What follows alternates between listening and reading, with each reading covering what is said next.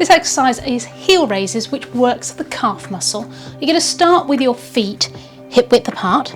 So not shoulder width apart, hip width apart. Thinking about where the position of your pelvis is, that you're not sticking your bottom out or under, shoulder, chin. So hold your body in your best posture you can. And all we're going to do is raise up slowly onto the balls of the feet and back down again. So if you need the support of a chair, that's fine. And both feet together. And you're only going to come up as high as you comfortably can without your ankles wobbling. Hold it towards the top and control it back down. For some people, that's the hard part, controlling it back down. Now, I'm standing on double mats here, so I'm challenging myself just that little bit more. If you've got a really thick carpet or fitness mat that you're standing on and you're struggling, maybe move onto a hard floor. If you're doing it on a hard floor and finding it really easy, then please challenge yourself, take it a little bit higher.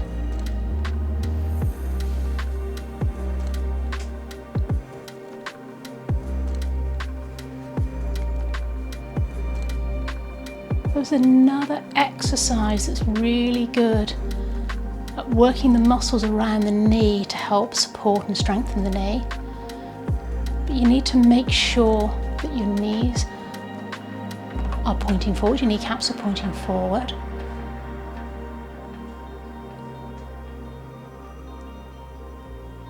And that your knees aren't, you aren't knocking them in, but you've got that little bit of gap between your knees. And just do as many as you comfortably can. You can always come back and do a few more later or another day. But really good exercise to keep the blood flowing through the legs.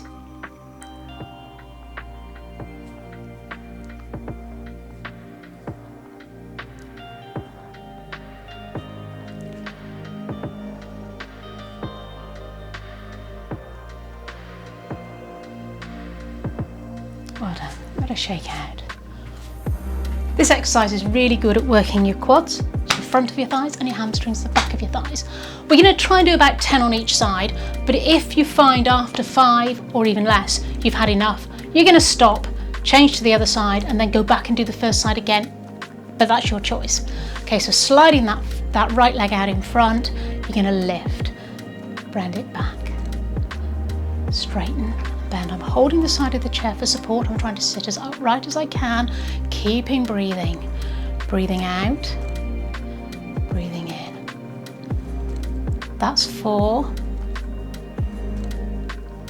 That's 5. If you think you can do another 5 on that side, I'm going to ask you to keep going on that side. If not, join me. We're going to go to the other side, lift. Breathing out, breathing in. Sitting nice and upright, thinking about our posture.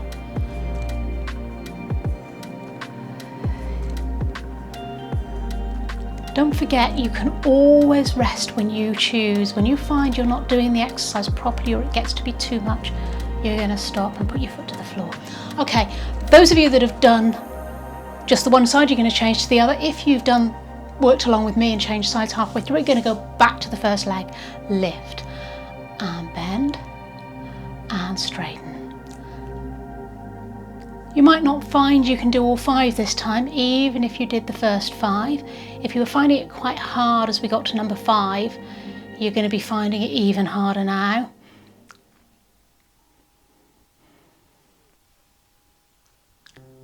Last one. And release. Let's change side. It also works your hip flexors, this exercise. I can really feel it in there. Lengthening the other leg out, or obviously keep going if you were doing the other version. Well done. Thinking about your posture, sitting nice and upright.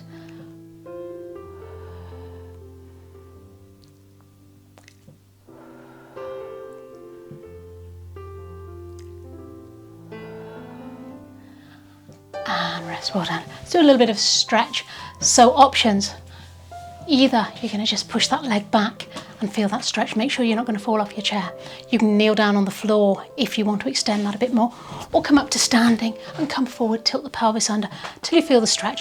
You know where you want it to be, just adjust your body, maybe twist around so that you're feeling that where you need to. For me, I need it in here. And then change. So you're either going to slide that leg back underneath, or you're going to come back, or you can come down onto your mat and kneel forward and stretch. Trying to tilt that pelvis underneath, so curling up and under, pushing forward. Whichever version works for you, standing, seated on the chair, or down on the mat. Great work. In this exercise, I'd like to challenge your balance by standing on one leg and bringing the other knee up. So I'm going to start with the harder version, which is bringing the knee up, hold, breathing out, breathing in as you take it down, nice and slow, change sides. If you can keep that pelvis as still as possible, stable as possible, great. But here, lift and down, trying to keep the feet hip width apart as you come down, trying to keep the pelvis as level as possible. You'll probably see I'm going from side to side. I suspect you will as well, but just challenge those balance muscles. Holding onto the knee is going to help a little bit because you're using your hands to stabilize. So if you want to make it a bit harder, you can just lift and hold and then take it down. Got to go with what's right for you. Now, if that really is too hard for you, I'm going to ask you to use just fingertips on your chair. You might have your chair slightly in front of you or a worktop, but try and make it fingertips, or fingertips on the wall works as well, but minimal, so that you're challenging your knee, your pelvis, and your ankles to stay as stable as you can. So go with what works for you. You need to be challenging yourself. So if it's really easy, you need to change to a version that isn't so easy for you. Another version. If you really are struggling and don't have a chair, what I'm going to ask you to do is just take your foot in front of you so that you've just got your toe for balance, and then bring it back. So we're just taking it forward onto the toe so that the weight is back and this toe is just loosely for balance, and bring it back. Slide that foot forward. If you can take the leg up, great. If you can't, keep the toe on the floor and bring it back. Weight off if you can, or use that foot for balance. Well done. This exercise is really good for working the shins and for ankle mobility. You're going to need a wall. If you can't, then please sit in a chair and you can do exactly the same thing sat in the chair, but you're going to get a better benefit from it by doing it leaning against a wall. Bend your knees down slightly, take the feet hip width apart slightly in front of you, and just lift and lower those heels, breathing out, breathing in, breathing out, breathing in, breathing out. Really feel those shins working. Keeping those knees apart. Watch you haven't let your knees drop in together. Pelvis should be neutral, so there's a little bit of gap under the lower back. Head should be in line with the wall, shoulders pushed back against the wall, arms relaxed, palms facing inwards. You're going to feel that on the thighs as well. So we're not sitting a long way down. This isn't about really working the quads. We're trying to work the front of the shins. However, you are going to feel it here if these muscles are weak. Okay, couple more if you can, but if it's enough, please feel free to stop. Well done. And you're really going to need to give that a shake out. I actually find quite nice after that to just push the front of my foot against the floor and stretch through the front of that shin and release. Just a quick short stretch to release that out. Great. Sitting forward on your chair, feet hip width apart, we're going to do a little bit of work for our core. So I want you to really think before we start in zipping up. So think about a tight pair of trousers. You're going to zip, pull in as if you're zipping up and pulling in from the side, and try and hold that through the exercise, but keep breathing. Breathing in through the nose, out through the mouth, and you're going to seated march. Just lift that knee as high as you can, feeling the tummies crunch. You're going to be working your hip flexors and your quads as well, but the concentration here is engaging that core, maybe the pelvic floor as well, and working your abdominals. You might want to hold the chair for support, but try and keep the shoulders relaxed, keep that head up. Breathing out. Engaging that core. Think about those core muscles, think about your abdominals, zipping up that slightly tight pair of trousers.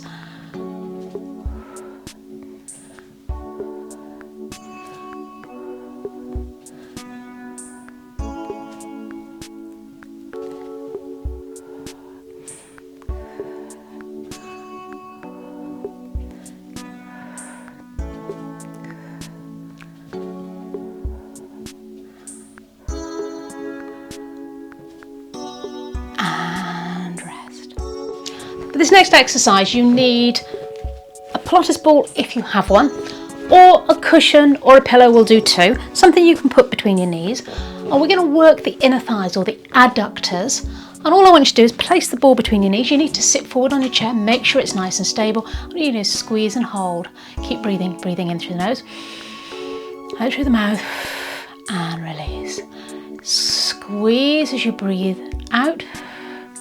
Release as you breathe in. Squeeze in as you breathe out. Thinking about your upper body posture as you sit nice and tall. Keep that natural curve of your spine. Let those shoulders relax back and down. You might want to hold on to the chair. Mainly we're working on the inner thighs here, but you're going to feel this in your tummy as well, probably. Maybe in your quads, so your thighs. Maybe a little bit in your hamstrings. Think about squeezing those knees together and release. Squeeze, well done, and release. Always with these workouts, remember you stop when you've had enough. And release. Breathing out. Breathing in. Breathing out. Breathing in. So if you can, you want to start with your feet about hip width apart. Needs to be comfortable though, so if you've got a ball like this, you might need to start with your legs just a little wider today. Squeeze and release. Don't let your body slouch back. Think about lengthening the back of your neck, retracting your chin, shoulders relaxed and down. Hands either hanging by your sides or maybe hanging onto the chair if you need to. And release. Let's do a couple more.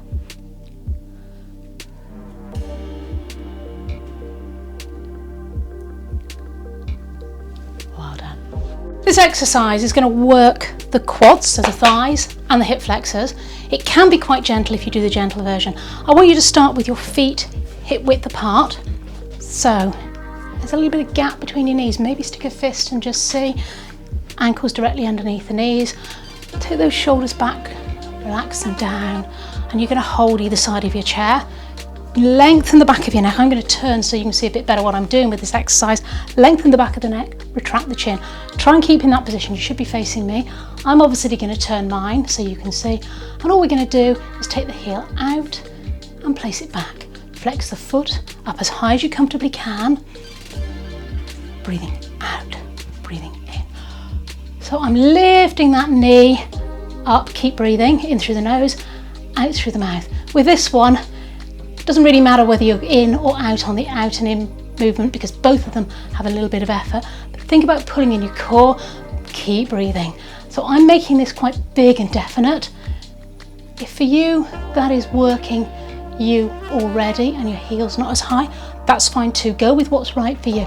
But if you're a bit fitter and maybe doing these because you've maybe got an ankle injury and you want to just keep your hips and thighs moving, do it and just adjust how much you move your foot and how high you lift your knees. Make it your workout. Nothing should be uncomfortable. We never work into pain with these exercises. You always stop when you know you've had enough or when you suddenly find you're not doing it properly. Be really aware of your body, what you're doing. Even up both sides. If you started on your right, try and finish on your left. And I quite like this one. If you can stand, you're going to stand up and stretch. But if you slide forward on your chair, just slide that foot underneath. Watch, you're not going to fall, and you're going to feel that stretch in your hip if it's tight. Those of you that can, if that's not working for you, you can maybe come forward and stretch forward into this position if you're able to come onto the floor, or a standing version. Okay, so 3 options there for stretching out that hip. I'm going to come back to my chair, and we're going to go the other leg. So it might just be sliding that hip underneath. I'm going to show you with the first leg again, but you're going to do the opposite leg under like that, or you can come forward into a standing position, and you're going to tilt the pelvis under until you feel the stretch through that thigh. Or you can do what I did before and come down onto your mat.